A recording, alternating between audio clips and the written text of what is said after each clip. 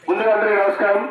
ఈరోజు మన మహబూబాబాద్ జిల్లా కలెక్టర్ గారు అలాగే మన పౌర సంబంధాల శాఖ అధికారి వారి ఆధ్వర్యంలో రాష్ట్ర ప్రభుత్వం చేపట్టినటువంటి అనేక సంక్షేమ పథకాల గురించి మీకు పాటల ద్వారా ప్రజాపాలన ప్రజా కళాయాత్ర మేము ముందుకు వచ్చింది కాబట్టి ఈ యొక్క ప్రభుత్వం చేపట్టిన పథకాల గురించి ఒక చక్కటి పాటలను మేము ముందుకు తీసుకొస్తా ఉన్నాం.